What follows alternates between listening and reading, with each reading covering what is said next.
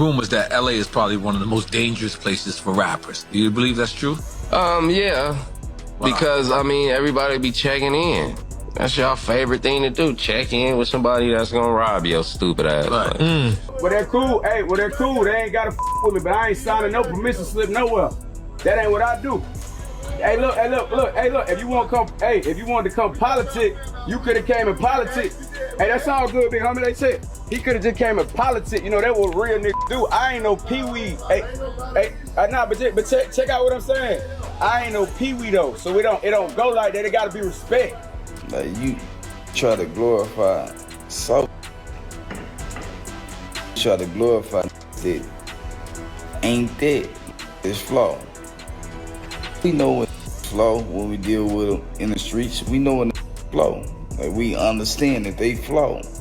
We don't capitalize off their flawness though, because we'll capitalize off real. Oh my goodness, the whole checking in drama that's been making waves in the rap game. Now, for those of you who don't know, checking in is this old school practice where rappers are expected to pay their dues when they roll into certain cities.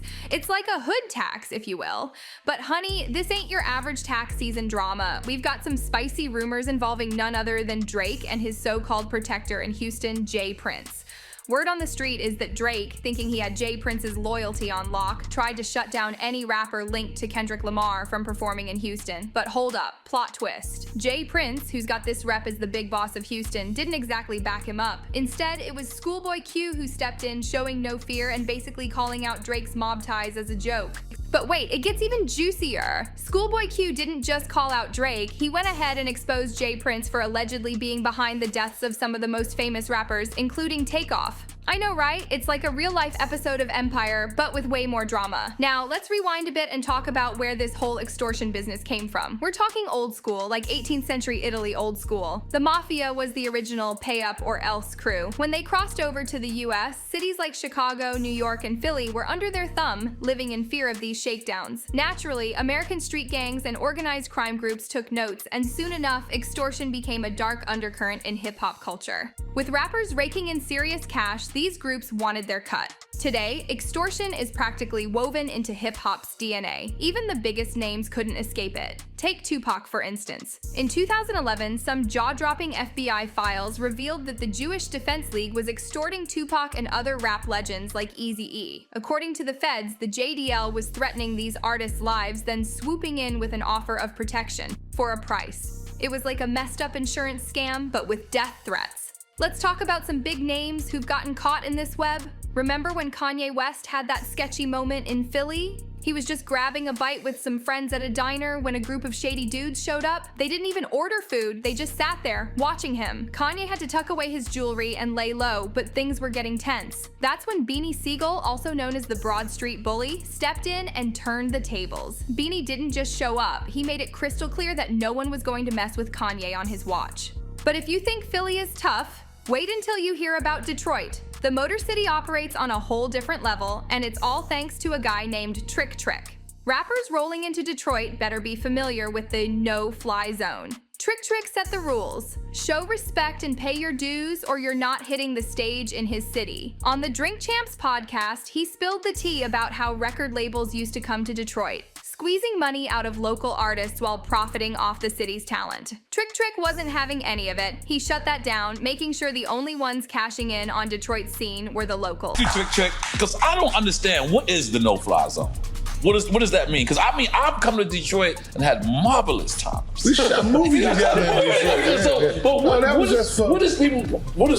this no-fly zone mean? It was for record labels. Okay. When record labels used to have like street teams, and that was back in the A&R days. You know, they would have a promo team, take the artists, A&R take the artists to different locations, and it was like they were just coming to Detroit and wasn't picking up nothing. It was like they would charge the local artists to perform.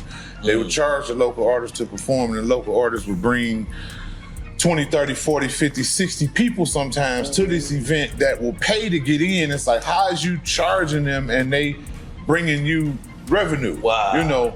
And then, when it kept happening with the little homies and they was just doing it because they got money, like, that, man. Meaning paying to get on it was just so much. Their own stage, technically. Exactly. And it was radio as well. Like, you know, the Summer Jams events didn't consist of mostly Detroit artists. They consist of everybody from everywhere else, and the Detroit artists would get charged. Wow. And I was like, that. Stop everything. Wow. Now the only entertainment around this gonna be what's here. Right. So we're gonna get acquainted with what we got around these corners, and then we'll start letting a few trinklets in one at a time. And if anybody violated, we'll deal with that accordingly, you know. Now let's talk about Rick Ross. He got a first-hand lesson in how serious the no-fly zone really is when he tried to perform in Detroit without paying his respects. Ross learned the hard way that Trick wasn't bluffing. His concert was axed, and he couldn't even get inside the venue. It was a power move, a reminder that in certain cities, you either play by the rules or you don't play at all.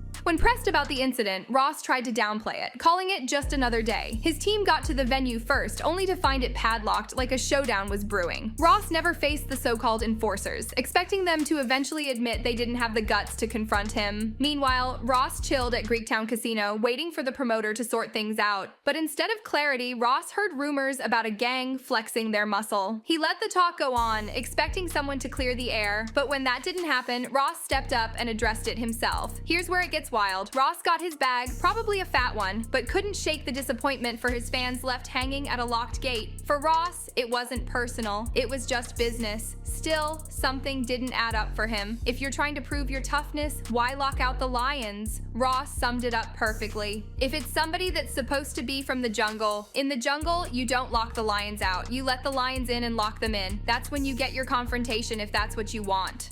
Yo, we went out to Detroit, you know, we had a gig to go to, you know, so the team head over, you know, to the gig. And, you know, I got my team, so my team is always in front of me, you know, just to make it clear, I never even made it to the venue. Okay. I never made it to the venue. Me and whoever this gentleman is, we never crossed paths. He never spoke with Rose, and I expect him to clarify that. I expect him, you know, to tell y'all, we never talked to Rose, we never spoke to MMG, but anyway, you know, the caravan on the way to the venue, and, you know, they get there, and someone has locked the gates to the venue. Padlocked or however they did it, the gate was locked. It was gentlemen supposed to be here. This I didn't see myself. Okay. It was supposed to be gentlemen here who were talking with the police, and it was very peaceful. Okay. You know, for my team that made it, you know, there before you. Right. You know, they didn't even know it was a problem, you know. And you know, that's the promoter's job, you know what I mean? So. Now, let's flip the switch to DaBaby. He found himself in a similar jam, but took a totally different route. Known for never backing down, DaBaby was filming a music video in East Atlanta when a local gang rolled up, trying to test him. Unlike Ross, who never even made it to the venue, DaBaby was smack in the middle of it. But DaBaby wasn't about to be told where he could or couldn't go. He stood his ground, letting them know he wasn't checking in with anyone and wasn't about to start. It was tense, but in the end, DaBaby walked away with his pride intact, proving he's not one to mess with. The takeaway? Both Ross and DaBaby went up against local forces trying to flex, but their reactions were night and day.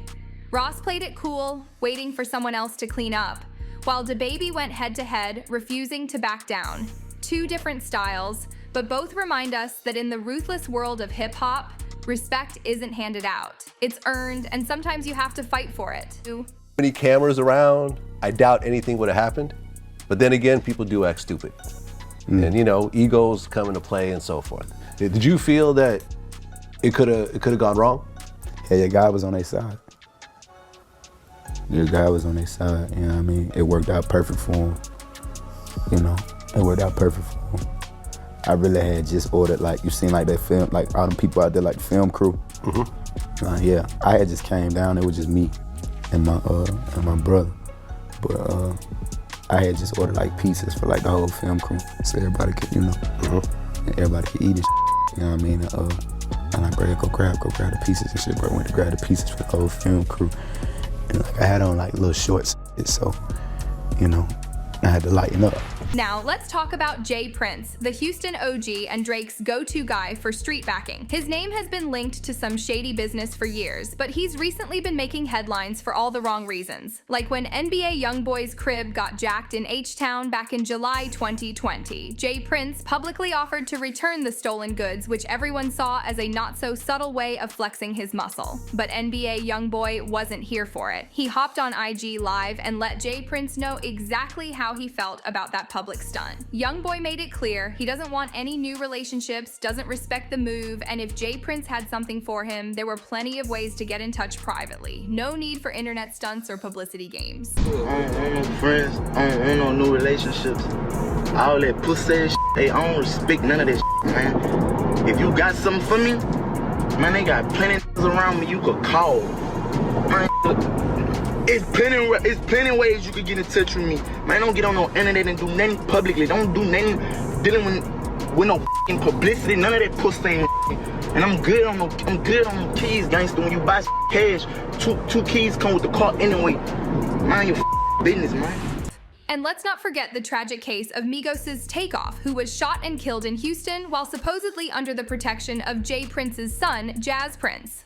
The streets have been buzzing with speculation ever since, with fans believing Kendrick Lamar might have thrown some shade at the Prince family in his diss track, Euphoria. Kendrick, in his slick way, seemed to be warning Jay Prince to stay out of his beef with Drake, or else his son might end up exposed. The speculation is real, but the truth, that's still up in the air. Meanwhile, Schoolboy Q, Kendrick's TDE fam, wasn't here for any of the so-called checking in nonsense. He called it out for what it is, a joke. He doesn't get why rappers feel the need to cozy up to people they barely know just because they're rolling through their city. Schoolboy Q keeps it real, saying rappers should just go to their hotel, do their business, have some fun, and bounce. No need for all this extra drama. Rumors that LA is probably one of the most dangerous places for rappers. Do you believe that's true? Yeah. Because, I mean, everybody be checking in. That's y'all favorite thing to do. Check in with somebody that's gonna rob your stupid. Right. Wow. Yo, you think that guy, the guy that you don't know in California got your back? The guy that got beef with other hoods and all this, you checking in to that dude? Right. Bro, just go to the hotel, get you something to eat, go back to the hotel. Do your business. Go have some fun. Right. Why do you want to go over there? Right. For what? Don't call me. Right. Oh, it said motherfuckers be having a nerve to call me sometime. Like, Now, the word on the street is that Drake, thinking he's got Houston on lock thanks to Jay Prince, tried to pull a fast one on Schoolboy Q. Allegedly, he got 2 of Schoolboy's Canadian shows canceled. But when he tried the same stunt in Houston, it backfired. Turns out Jay Prince wasn't interested in playing Drake's games anymore. On August 3rd, Schoolboy Q lit up the House of Blues in Houston, performing to a packed crowd. Fans were quick to call Drake out for thinking he could control Houston from the Great White North. So, what's the tea on all this? Is Jay Prince still about that life, or is it time for him to hang it up? And did Drake really think he could ban TDE from Houston? The streets are talking and everybody's got an opinion. One thing's for sure, the hip-hop world is as wild and unpredictable as ever. From extortion schemes to city takeovers, from public beefs to behind-the-scenes power plays, it's a jungle out there. And in this jungle, you've got to know how to play the game or risk getting played yourself. That's all for now, my gossip-loving friends. Remember to stay fabulous, stay curious, and most importantly, stay tuned for more juicy celebrity drama. Goodbye!